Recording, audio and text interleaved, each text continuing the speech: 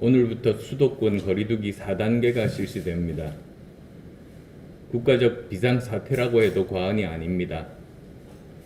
국민 안전도 비상이고 소상공인, 자영업자분들의 민생도 비상입니다. 월드컵 때마다 펠레의 저주라는 징크스가 있었던 것 아실 겁니다. 펠레의 예언에는 언제나 반대로 이루어져서 이런 이름이 붙었습니다.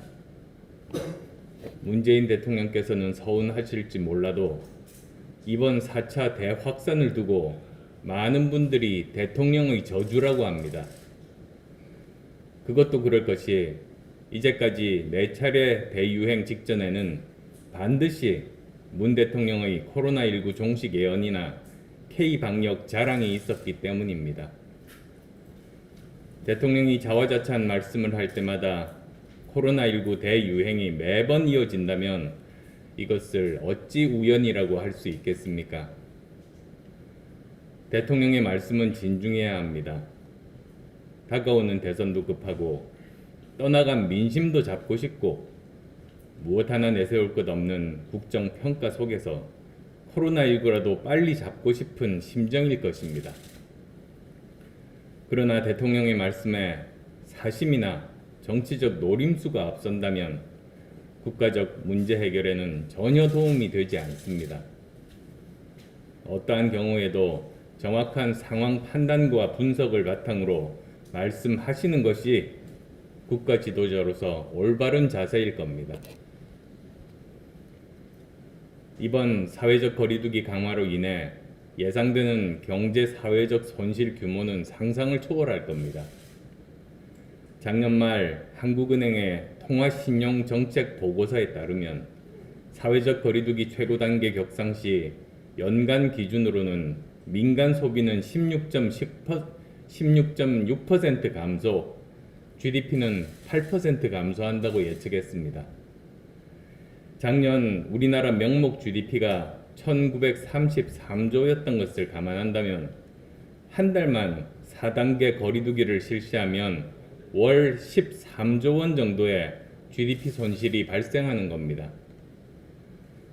또 지난해 9월 중소기업 중앙회가 소상공인 대상으로 한 설문조사를 했습니다.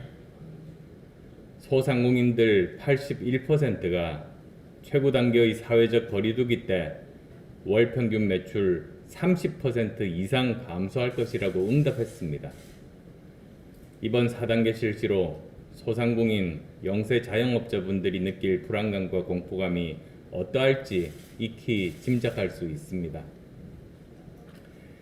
이 정도면 손실 수준이 아니라 대참사입니다.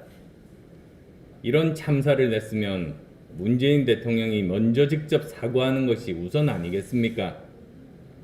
지금처럼 큰 위기일 때는 대통령이 나서야지 총리 뒤에 숨어 몸살이는 모습을 보여주는 것은 지도자의 자세가 아닙니다. 무엇보다도 코로나19 대응 강화를 위해 지난해 질병관리본부를 질병관리청으로 확대 개편했는데 정부 대책은 별반 나아지는 것이 없습니다. 어찌된 일입니까? 질병관리청은 정치 방역에서 독립해서 전문가들의 소신대로 운영되고 있는 것입니까? 야당이 그렇게 반대했던 청와대 방역기획관은 도대체 하는 일이 뭡니까? 근본적으로 중대본도 있고 질병관리청도 있는데 청와대 방역기획관이 왜 필요합니까? 쓸데없이 국민 세금이나 축내는 옥상옥 불법 건물인 청와대 방역기획관 자리는 당장 철거하는 것이 마땅합니다. 문 대통령께서 약속하신 모더나 백신은 언제 들어오는 겁니까? 코로나19 유행의 원인도 백신 부족에 있고 방역의 최종적인 성공도 결국은 충분한 백신 조기 확보와 접종에 달려 있습니다. 그런데 백신은 함흥차사가 됐습니다. 보도에 따르면 대통령께서 직접 확보했다던 모더나 백신 2천만 명 분은 현재 1.2%에 불과한 23만 2,500명분만 들어왔다고 하는데 사실입니까? 이런데도 정부는 백신 접종률을 자랑하며 대통령은 K방역 자화자찬을 하고 있다니 제정신입니까? 아니면 4차 대유행이 올 것이라고 전혀 예상하지 못하고 국민을 속이려고 한 겁니까? 정말 개탄스럽습니다. 대통령이 자화자찬하는 K방역은 근본적인 문제가 있습니다. 대통령 말만 믿다가는 K방역이 코리아 방역이 아니라 사람도 민생도 다 잡는 킬 방역이 될 수 있습니다. 지금 정부의 방역은 국민의 인내와 고통 그리고 공공연한 사생활 침해를 담보로만 존재할 수 있는 국민 희생 방역입니다. 한마디로 주먹구구식의 비과학적이고 행정 편의적이고 사안에 따라 정치적 판단이 개입되는 방역 체계입니다. 저 안철수는 현행 정부 방역 체계에 대한 전면적인 쇄신 3가지를 요구합니다. 첫째, 정치 방역이 아닌 과학 방역으로 쇄신해야 합니다. 과학적 사실에 기반해서 객관적으로 판단하기보다는 정치적인 유불리와 내년 대선을 의식한 판단으로 방역에 대한 결정을 내리는 정치 방역이 계속되는 한 사태는 더욱 악화될 겁니다. 백신 접종은 2차까지 맞춰야 충분한 효력이 발생하는 만큼 백신 2차 접종률이 충분히 높아질 때까지 철저하고 엄격한 거리두기 수준을 유지해야 합니다. 그에 따라 발생하는 소상공인, 자영업 사장님들과 저소득층의 피해는 충분하고 집중적인 선별 지원으로 해결해야 합니다. 선량한 국민의 공짜 심리를 이용한 80, 90% 국민 재난지원금 술수는 지금 당장 걷어치워야 합니다. 앞으로 이 사태가 얼마나 오래 갈지 모르고 재정은 고갈되는데 계속 정권의 인기 유지만 생각하고 있을 겁니까? 둘째, 억압적 방역이 아닌 국민 공감 방역으로 전환해야 합니다. 세계가 칭찬한 우리의 방역은 우리 국민의 인내와 고통이 있었기에 가능한 겁니다.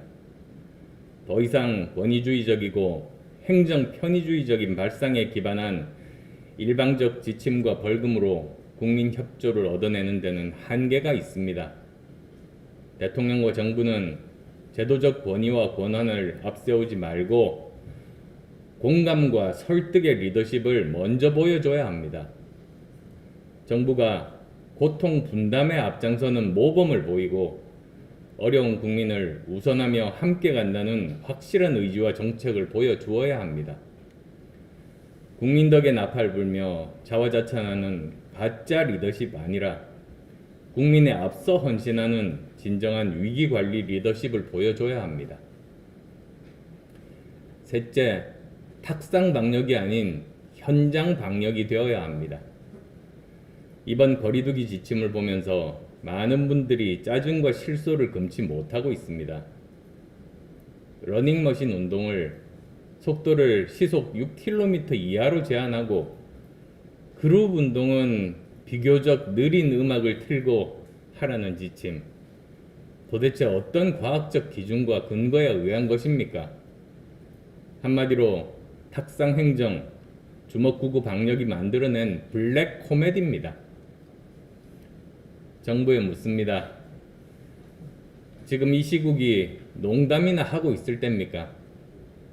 대통령과 총리부터 책상에 앉아 있지 말고 지금 당장 현장에 나가 현장의 목소리, 민생의 절규를 듣고 현장에 맞는 현장에서 수용 가능한 방역 지침을 제시하기 바랍니다. 저는 이미 정치권에서 가장 먼저 작년 5월에는 백신 도입 준비를 촉구했고 올해 2월부터는 여러 차례 변이 바이러스 창궐에 따른 4차 대규모 확산의 가능성을 경고해 왔습니다. 제 지난 2월 달에 최고위 발언 혹시 준비가 되어 있습니까?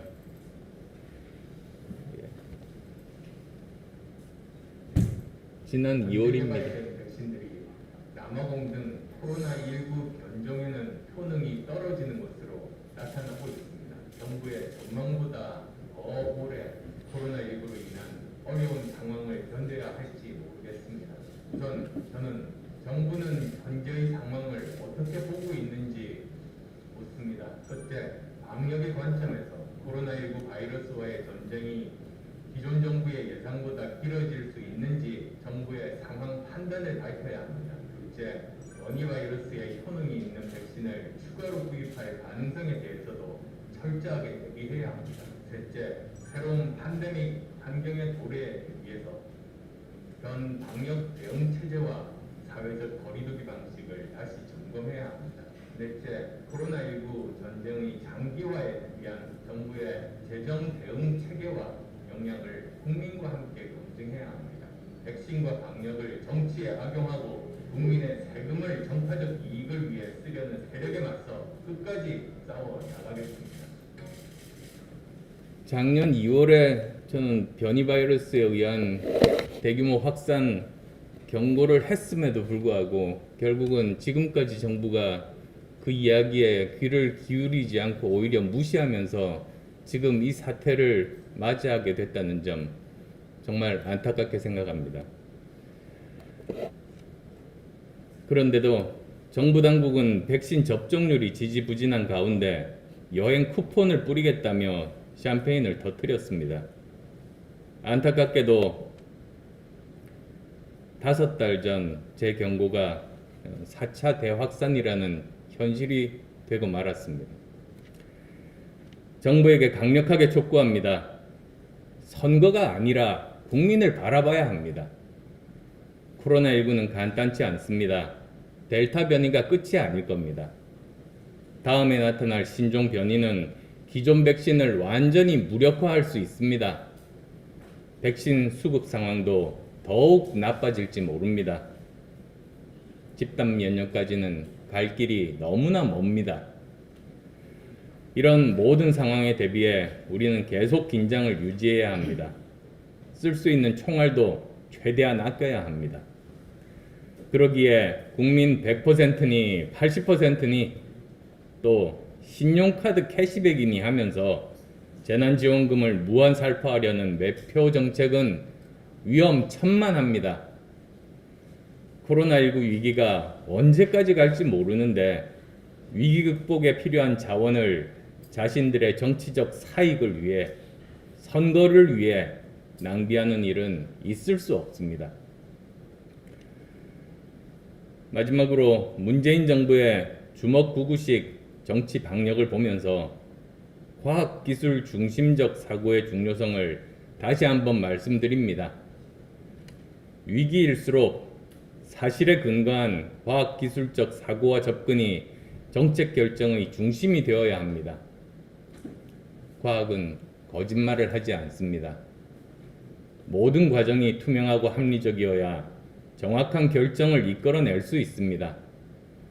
지금의 국난 극복을 위해서는 선거나 표심을 계산하는 정치 방역이 아니라 코로나19 문제 자체의 해결에 집중하는 과학기술적 사고와 접근이 어느 때보다도 높이 요구됩니다.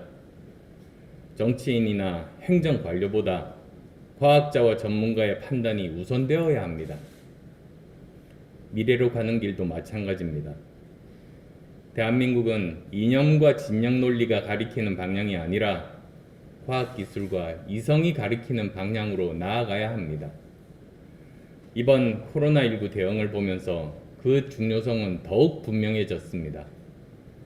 이제는 과학기술 중심적 사고, 실사구시의 축으로 실용정치 시대를 열어야만이 우리에게 미래가 있습니다. 위기의 시대, 정치공학적 사고에서 벗어난 과학적이고 슬기로운 대처로 전환할 것을 대통령과 정부 여당에게 강력하게 촉구합니다.